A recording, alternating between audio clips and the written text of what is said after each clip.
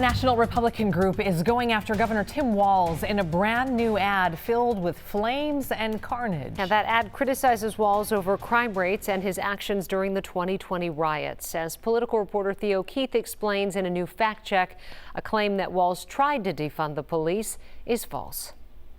In the final 2 weeks of the campaign, positive ads are out, scorched earth tactics are in. Murders, robberies, assaults, rapes, all up. After recapping last year's crime stats, this new ad from the Republican Governors Association quickly spins a 5-alarm falsehood.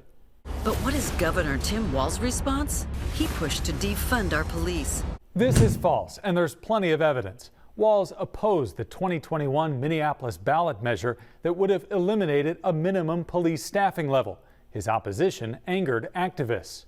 I don't even know what the yes and no is on this. I think folks are confused. The ad cites a newspaper article from June 2020, days after the police murder of George Floyd.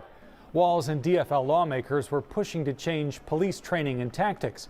Defunding the police was not among their proposals.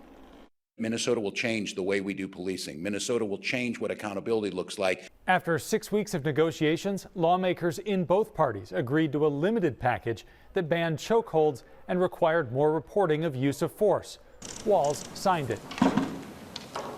It's now the law. Next, the ad highlights Walz's response to the riots after Floyd's murder.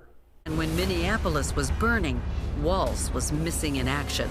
He refused to act. Walz did draw criticism for his lack of public presence at the start of the unrest.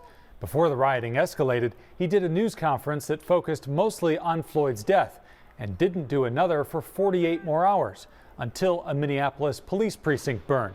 At the time, he explained it this way. I certainly don't think it's important to be on TV.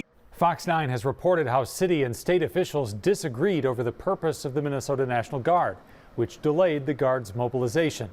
Walz ultimately ordered the biggest Guard deployment since World War II, restoring order after 4 violent, uncertain nights. Because this claim highlights the public criticism of Walz, but then inaccurately says Walz refused to act, it's not the whole story. I'm Theo Keith, and that's a Fox 9 Fact Check.